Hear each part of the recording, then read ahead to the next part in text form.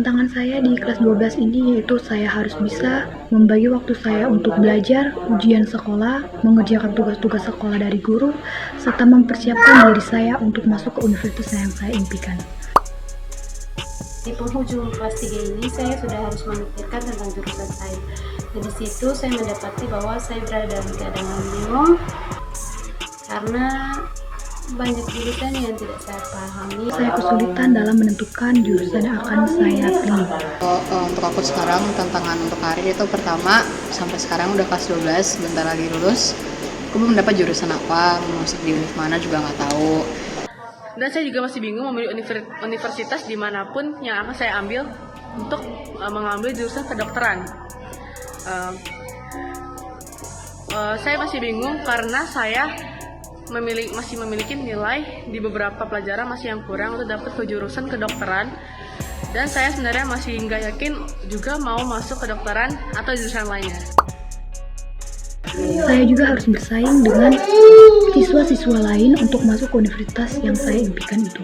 Karena mungkin merupakan jurusan yang sangat sulit dan banyak peminatnya,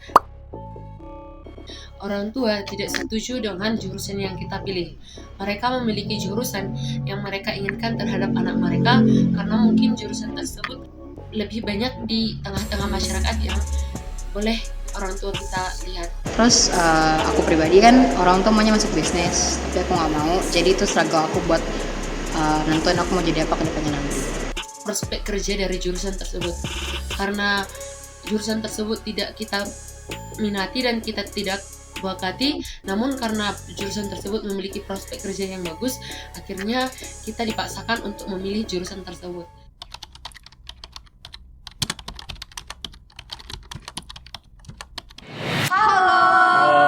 Ya, jadi kami hari ini mau menanggapi cerita dari teman-teman yang ada di video sebelumnya nih. Tapi sebelum itu kami mau perkenalan diri terlebih dahulu.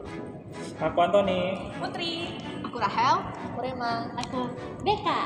Oke, nah sekarang kita langsung lanjut aja ke pertanyaan dari cerita teman-teman di video sebelumnya. Banyak nih yang bilang kalau misalnya aku bingung pilih jurusan nih, mungkin karena jurusannya ada banyak dan nggak paham setiap jurusan itu apa aja. Terus ada juga yang bilang kayak kalau misalnya dibandingin sama nilai-nilaiku kayaknya aku nggak cocok nih di jurusan ini, jadi bingung nih kira-kira aku cocoknya di mana gitu. Nah, untuk hal ini mungkin Kak Putri bisa bantu untuk menanggapi dari ceritanya. Jadi ini adalah hal yang sama kayak mungkin yang aku rasakan dulu pas aku mau masuk kuliah juga. Teman-teman juga ngerasain nggak bingung mau pilih jurusan apa gitu? Apa ada? Ya ada ya, benar-benar ngerasain gitu ya. Dan aku juga ngerasain hal yang sama. Dan kalau dari teori nih, ada teori dari Super, dia bilang kalau seandainya pada masa umur-umur anak mau SMP, anak SMA itu emang dia lagi bingung nih, lagi dalam proses pencarian kira-kira nih aku mau pilih pekerjaan kayak gimana ya, kayak kalau berdasarkan dari sumber daya yang aku punya itu kayak gimana, dari passionnya aku kayak gimana, dari minatnya aku kayak gimana gitu. Jadi emang wajar banget bagi kita kalau pada masa ini, pada umur-umur teman-teman tuh bingung gitu kira-kira mau jurusan apa gitu. Nah, ada beberapa cara nih yang bisa mungkin teman-teman bisa pertimbangkan biar teman-teman bisa milih kira-kira aku mau masuk jurusan apa ya. Yang pertama itu mungkin teman-teman bisa list down kira-kira jurusan yang teman-teman tahu dan teman-teman punya minat di situ, mungkin bisa list down. Oh, ternyata aku minatnya di jurusan psikologi mungkin, atau jurusan musik, atau jurusan jurusan desain gitu-gitu. Nah, itu bisa tuh teman-teman list down kira-kira dari yang paling minat sampai yang mungkin 5 urutan lah, kayak 5 gitu.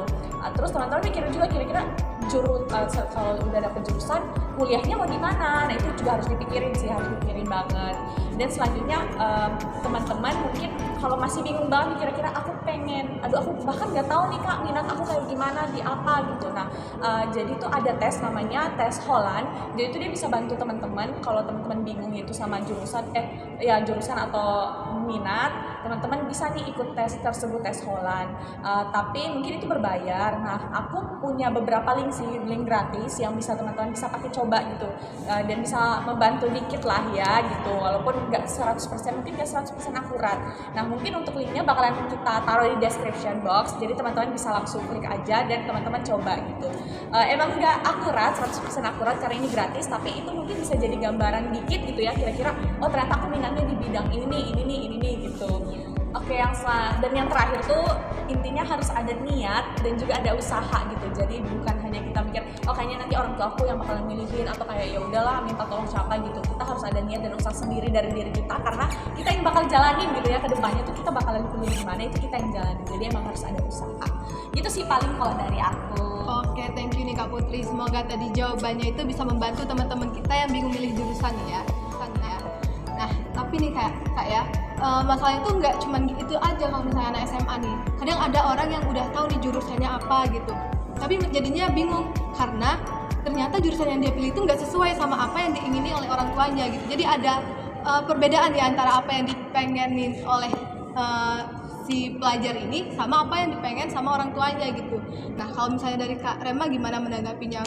Atau nggak mungkin bisa kasih tips juga yang bisa membantu pelajar-pelajar yang bingung sama kondisi kayak gitu? Pertama-tama mungkin situasi seperti itu sering kita lihat gitu ya di sekitar kita, dan mungkin untuk teman-teman hal yang bisa dilakukan adalah mencoba untuk mendiskusikannya dengan orang tua, tetapi jangan langsung memaksakan apa yang kita mau gitu. Mungkin ketika kita memaksakan apa yang kita mau, kita bisa secara mudah mendapatkan apa yang kita mau gitu, tapi ketika menjalaninya mungkin bisa muncul perasaan tidak nyaman, kurangnya support dari orang tua, bahkan kurang menerima penerimaan dari lingkungan gitu. Padahal manusia itu memiliki sebuah kebutuhan psikologis yang harus dipenuhi, salah satunya melalui penerimaan dari lingkungan. Oleh karena itu maka penting ya untuk teman-teman mendiskusikannya dengan orang tua terlebih dahulu. Tapi mungkin ketika berdiskusi pastinya nggak mudah gitu ya dilakukan. Dan mungkin tips yang bisa teman-teman lakukan adalah pertama-tama teman-teman harus kenali diri kalian sendiri dan juga kenali jurusan yang dimau.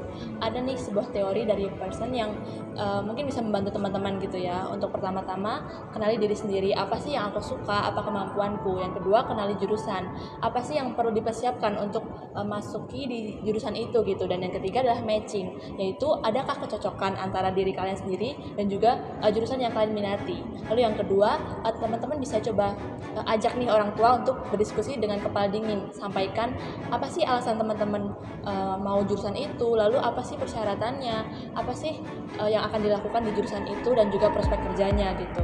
Lalu yang terakhir, teman-teman pastikan ketika mengajak diskusi orang tua, tentukan momen yang tepat gitu. Banyak nih diskusi yang nggak berjalan lancar karena momennya itu nggak tepat. Oleh karena itu teman-teman harus perhatikan juga momennya. Itu sih. Oke, thank you nih Kak Rema atas jawabannya. Semoga membantu teman-teman yang masih punya pergumulan nih karena perbedaan pandangan sama orang tua ini. Nah, tapi ini aku dengar ada satu teman kami di sini namanya Kak Beka nih. Dia punya pengalaman yang sama dengan teman-teman sekalian gitu. Cuma mungkin dia sudah melewatinya nih sekarang. Nah, mungkin pengalaman atau insight dari Kak Beka ini bisa sedikit membantu teman-teman sekalian. Boleh nih kita dengerin. Aku pernah berada di posisi yang sedang kalian alami nih sekarang ini. Cuma nggak aku aja sih, pasti mungkin kakak-kakak yang lainnya atau kakak-kakak yang ada di sana, di luar sana pasti juga pernah nih ngerasain hal yang kalian rasain sekarang ini. Jadi hal yang aku lakukan nih, pasti pertama aku kan milih nih dulu nih jurusan apa nih yang mau aku mau, karena kan nggak bisa sembarangan dong mau ngambil jurusan, karena kan ini berkaitan juga untuk masa depan kita nih, nanti pekerjaan kita bakalan apa nih nanti. Nah, jadi awalnya tuh aku mau ambil jurusan musik karena aku udah dari kecil tuh udah belajar piano, udah belajar musik yang lainnya juga kan. Jadi kayak karena udah suka banget nih, jadi kayak ya udahlah nanti pas udah kuliah aku mau ambil jurusan musik aja deh. Tapi ternyata walaupun aku udah dari kecil nih belajar musik, orang tua aku juga yang nggak segampang itu untuk bilang setuju. Jadi mereka juga pada awalnya nggak terima, dan itu buat jadi makin dilema dong, karena mau nggak mau, karena kayak pendapat orang tua tuh kita harus ikutin, harus kita dengar juga, karena kita nggak boleh ambil keputusan itu sendiri, apalagi kita anaknya kan, mereka udah yang membimbing kita gitu, kayak kita harus menghargai pendapat mereka gitu. Nah, jadi aku sebelumnya pas SMA juga pas kelas 12 itu ada tes minat bakat nih dari sekolah. Jadi hasilnya tuh ada 3. Pertama ada psikologi, ada musik, terus ada kesehatan masyarakat. Nah, psikologi ini aku juga udah tertarik nih karena kayak pengen gitu membantu teman-teman yang ada di lingkungan aku ya secara psikologisnya mereka gitu. Dan aku memutuskan untuk bertanya nih ke orang tua, kayak minta pendapat mereka setuju atau enggak. Awalnya mereka juga nggak setuju, tapi balik lagi dengan yang udah dibilang Kak Rema tadi, kita harus berdiskusi. Dan sebelum kita diskusi kita udah harus tahu nih jurusan yang kita mau kayak yang psikologi tadi, kayak psikologi ini tuh apa, pekerjaan yang nanti pas sudah lulus tuh apa. Jadi kayak kita untuk kasih tahu ke orang tuanya juga tahu gitu loh. Jadi kayak merekanya juga yang nggak lulus nih, apa sih psikologi tuh cuman ngurusin orang yang sakit jiwa ya kan, nggak gitu doang. Jadi kayak ada banyak, jadi kayak kita harus tahu dulu sebelum kita kasih tahu ke orang tua. Jadi ya intinya kita harus tahu informasi tentang jurusannya, terus kita juga harus berdiskusi ke mereka dengan kondisi dan situasi yang tepat, karena kalau situasinya nggak tepat juga nggak memungkinkan proses itu berjalan dengan lancar. Kayak gitu sih kalau dari pengalaman yang udah aku rasain sebelumnya. Dan jadi akhirnya ya di psikologi berhasil gitu. Psikologi berhasil ya. Oke, thank you nih buat cerita dari pengalaman yang langsung dialami oleh Kak Beka nih. Nah, sekarang ada lagi beberapa cerita permasalahan yang dialami oleh teman-teman kita juga. Mereka bilang kayak mereka udah tahu jurusannya di mana, mereka udah punya universitas impian mereka gitu. Tapi masalahnya mereka punya tugas sekolah yang banyak, tapi mereka harus persiapan kuliah gitu. Sementara itu susah untuk dilakukan secara dua-duanya gitu. Padahal persaingan untuk masuk universitas itu tuh susah gitu, persaingannya ketat dan sulit gitu. Jadi mereka tuh mungkin takut gagal juga, takut gimana ya kalau misalnya aku nggak masuk. Terus apalagi kita tahu kalau misalnya kesempatan itu sempit kan, ada yang cuma 1 kali, ada yang cuma 2 kali gitu. Nah kalau misalnya dari Kak Antoni, gimana nih cara menanggapi? Halo semua, kalau dari aku sendiri itu ada teori yang bisa aku bagiin pada kalian pada hari ini. Jadi teorinya itu adalah Habermas Learning Theory. Nah, jadi kalian sudah mendengar dari apa yang sudah kakak-kakak ini sampaikan. Jadi teori yang ini dikembangkan oleh Michael Levit dan Krumboltz. Dan ini bisa menjadi pegangan untuk kalian seumur hidup dan dapat digunakan untuk kehidupan kalian sehari-hari.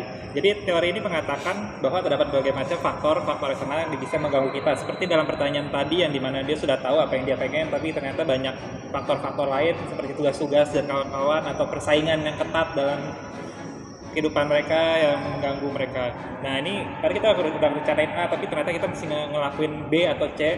Nah ini jangan berkecil hati, jangan sedih, dan tapi juga jangan menerima apa adanya, tapi kalian tetap berusaha untuk mendapatkan hal itu.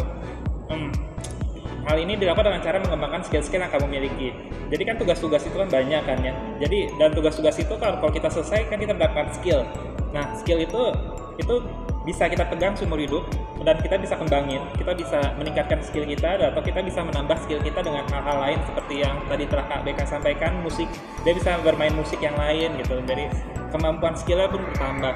Jadi biarpun kita tidak mendapat pekerjaan yang kita inginkan, tapi kita bisa bekerja dengan pekerjaan yang serupa dengan pekerjaan tersebut. Seperti kita bisa bermain di bar, musik, biarpun kita bekerja sebagai psikologi seperti Kak Beka ini.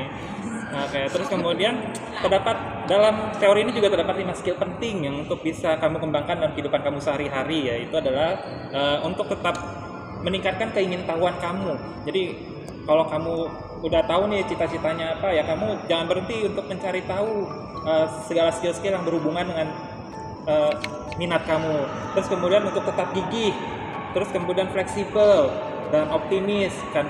Dan kamu juga harus berani untuk mengambil resiko seperti tadi kan, Kak Beka udah akhirnya memilih psikologi dan berhasil. Dia juga bisa tetap jadi seorang psikolog dalam yang bermain musik seperti artis-artis terkenal saat ini. Itu aja sih dari aku. Oke, thank you nih Kak Antoni dan kakak-kakak sekalian yang udah menanggapi cerita dari teman-teman kita di video sebelumnya. Oke, sekian video ini. Terima kasih, semangat ya. Saya bisa.